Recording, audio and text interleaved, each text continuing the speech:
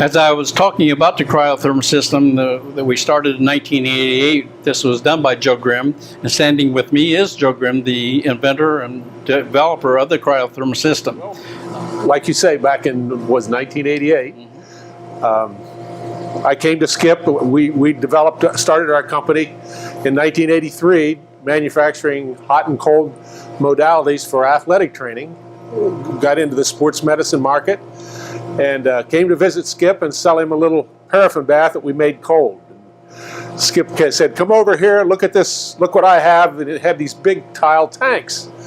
And he was putting ice in one tank and hot water in the other, very energy inefficient. I said, "Well, why don't we just take the heat out of the cold tank and heat the warm tank?" And Skip says, "Can you do that?" And I said, "Well, we'll give it a try."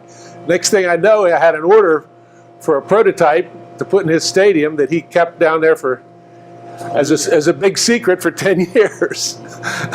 So anyhow, my history is manufacturing medical devices. I was the director of research and engineering for a fairly nice sized company that made environmental controlled laboratory equipment and medical devices. So it was an evolution to get into the medical device, and my love of athletics and sports medicine attracted me to this market. Anyhow, what we evolved into was this product very similar to what we have today. You see here at Ohio University, it actually is sitting on the location where your tile tubs were at one time. But we make these to fit any athletic training room. This particular unit is our model 4140. We've made several of these. Has a smaller warm tank, a larger cold tank. We're taking the heat out of the cold tank to heat the warm tank. There are coils around the exterior of the stainless steel tanks that move the heat. And we have a control system here that maintains the temperature. You see the warm tank here is at about 101 degrees, and the cold tank is at around 52 degrees. They have automatic water level controls with two state. You can select a high or low, either 2 inches from the top or 4 inches from the top. Overflows, so when athletes get in, it doesn't overflow the tank. Same thing, automatic water level controls on both tanks. We have a pumping system, a hydrotherapy system that you can aerate the water and have the whirlpool action if you'd like. Now, in the 10 years when Skip was working with the original prototype, we learned a lot about how to keep whirlpools, these type whirlpools, clean. And some of the mentality is a swimming pool mentality where you just put chemicals in the water and you don't have to change the water. What we developed is a protocol where you drain and clean the tanks at least once a week, and you don't, you work with fresh water as opposed to chemically treated water. However, chemicals can be a component of keeping the pools sanitary.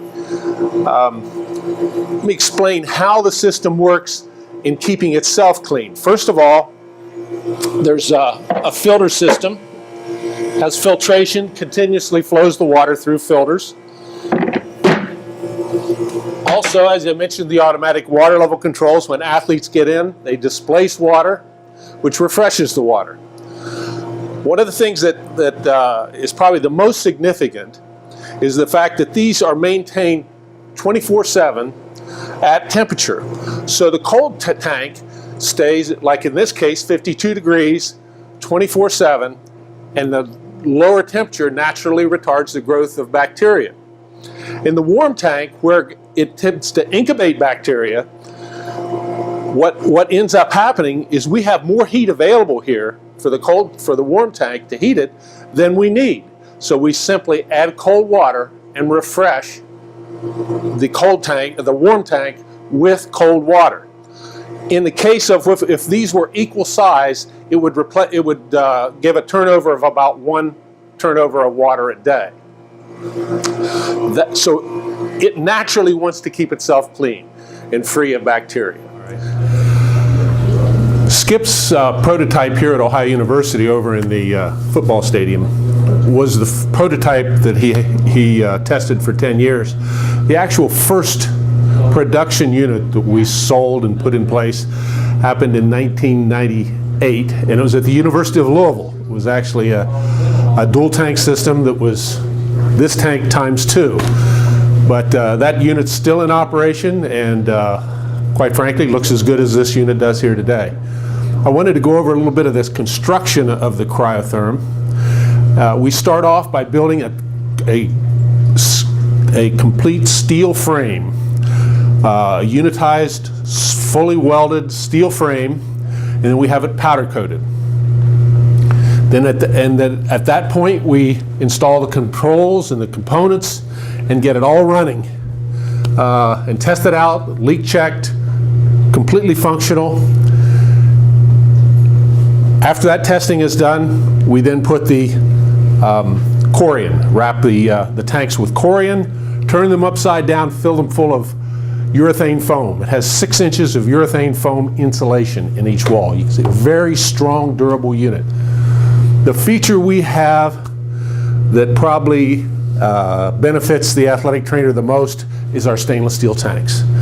This is a 12 gauge welded stainless steel tank, coved corners, no seams where you need to, where contamination can hide. So it's easily cleaned, squeegeed out. We always have an 1.5 inch drain, so fast draining, and we can get rid of all the bad water quickly. So with that said, this is probably has evolved into one of the most durable pieces of medical device that is in the athletic training room. Not fiberglass, stainless steel, corian, nice friendly surface.